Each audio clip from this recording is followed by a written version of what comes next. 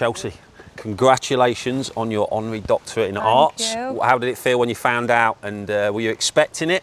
No, absolutely not, no. To be honest, I think that week I was having a bit of a rough week. I was having a bit of a downer, you know, one of them. Like, wasn't really, I don't know, maybe I didn't get a song that I wanted to get away, or I had some bad news, and then the letter come through the door and I was just like, I had to reread it a few times. I was like, it's so far from obviously the world I'm in now. I left school at 16, never went to uni.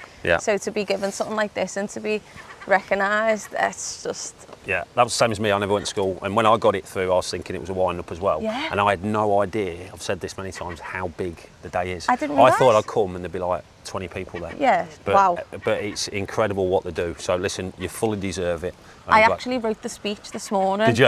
At 10:30 in the taxi on the way here, because I didn't even realise I was supposed to give a but speech. you write songs, so the speeches must be easy for you. It was all right. I mean, I got away with it, and a few people have come up to me afterwards going, if you wrote that in the car, like, well, bravo. So amazing. I think I've done all right, but it was a last minute job, kind of like, I write all my songs in my phone, so I thought it'd be all right to do. So you've enjoyed huge success in different careers. What have you learned over those careers? What's been the most difficult things to overcome? Most difficult, I think, to be honest, a lot of people don't think music and football are very as tight-knit as what I believe they are. I think football for me was first, and it installed, you know, a level of, it's not over till the final whistle, you know, you keep fighting, you know, it's there's no iron team, all this, which is exactly the same in music. You know, you get more no's than yeses, and it's about believing and not stopping until the final whistle. For me is now, like, until the day I could never write a song again. So I just keep going. I'm like hammered at a door with it. Most difficult, I think, is just constantly coming back and believing every time. You know, it's like football. You go on a few losing streak. More than a few at times. It's hard to pull back, but I think mentality that was installed in me through sport.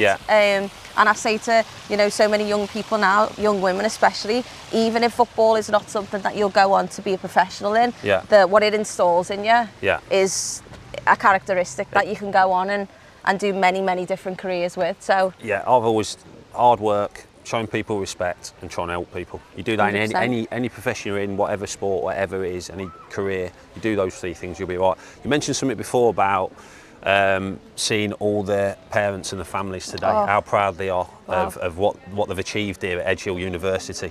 It's great to see it. It's great to see. You've had a little look around the premises as well. You're impressed with the place? Oh my God, I want to move in. I know, I think for me, like I said, like I've never even stepped foot on a university campus before. For me, this is like, I feel like I'm at Hogwarts. It's unreal, isn't it? I mean, I mentioned before, I live 5 minutes from it, and I've seen this place grow over the last 10 or 15 years, and it is absolutely incredible. I went down to the studios, I saw the TV, the filming studio, and also the music studios, and I was like, why didn't you tell me this was here? Like, I'm going down to London so often. Well, now you know it's here. Now I know it's here, maybe we can do a little deal, but again, going to the parents, for me, sitting at the table, and I, like you said, I didn't believe it was that big.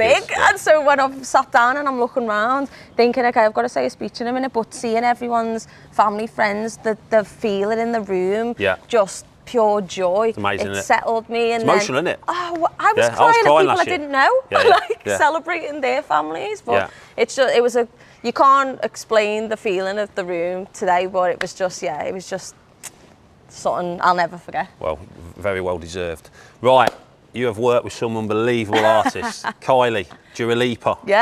What have you learnt from working with stars like that? Well, I want to say, what have they learnt from working with a superstar like yourself? You know, because you write their songs. But I mean, you know, sometimes you write them together. Like with Dua, I'm always in the room with her. With Kylie, I actually wrote the song in Copenhagen, and we sent it to Kylie, and I got a text saying she loves it and she's going to sing it. So that was my first one. But I think, you know, when I met Dua, I met Dua when she just got signed to Warner. You know, as a songwriter, we don't get paid to go and write a song. We just write because we're emotional people and hope that someone's going to put the record out, it's going to connect on radio, and millions of people are going to buy it. That's what we hope. Well, they have.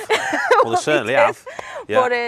But yeah, for Dua, I think for me personally, just having a moment, you know, she obviously just headlined Anfield, and that for me is my two worlds colliding. Like, I was going to Anfield since I was 7, 8, 9, watching you there. Wow, I apologise about that. No, yeah. no, but then to see, you know, a song that I wrote with Dua being performed in that stadium, I was just like, this is just, little Chelcee would never have imagined that. Yeah.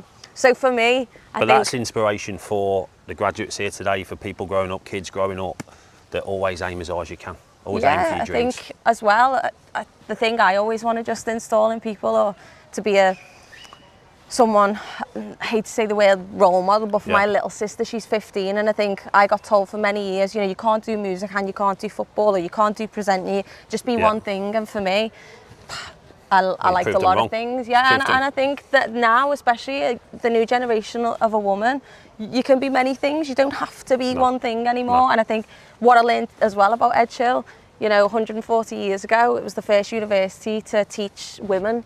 Like, you know, before that we couldn't even... I've done your homework. Yeah, I've done your listen, homework. It's great to hear you talk about stuff like that, 'cause I've got a daughter, she's 18 now, and the world is a different place. Yeah. It's a tough place, particularly for women, for you know, girls coming through. So to hear you talk about that, it's not only inspirational for me, it will be for others as well. So I'll make sure that she watches this and she listens to you, because I always say to aim as high as you can. Don't let people tell you can't do something. 100%. So what have you got working on at the minute? At the minute? Come on, you got any gossipers? Oh, I have got a little bit of gossip. New sports show, new football show starting. Yes. Beginning of the season. It hasn't been announced yet, but you're going to like it. We'll have to get you on as a guest. Okay, I'll love to do that. Music-wise, you writing for another song coming out? Always writing. Just this week, Rudimental featuring Jess Glynn. It's called Back to Me. Brilliant. I wrote that in Liverpool, actually, to be honest. First one for many years, because I've been out the city travelling. So that was homebred in Liverpool, that song. That's going to be another smash hit. Yeah, well, it's doing well. It's just hit radio. So Jess Glynn and Rudimental usually do well together. So fingers crossed. That's a combo, isn't it? Fingers crossed. And Chelsea, wow, yeah, that's a trio, that. Yeah. So I know Liverpool's close to your heart. Yeah. Obviously, I'm not from Liverpool, but we've lived up here 24 years now. I mean, I think you're basically a Scoutser, aren't you? Yes, we love it up here, and we will never move. We live 5 minutes from here. But what's Liverpool mean to you?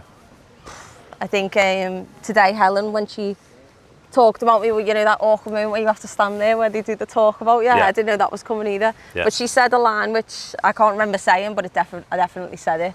And I said, you know, if you cut me down the middle, I am exactly what our city's about. It's half football and it's half music, and that's just me to a T. I am the city. It's where I've come from. It's what's given me belief, I think, to do the things that I've done. I don't know if I come from anywhere else, if I would have had that character installed in me to not listen to anyone, because I'm different and I felt better and I felt like I could do it, because that's what we get told in Liverpool.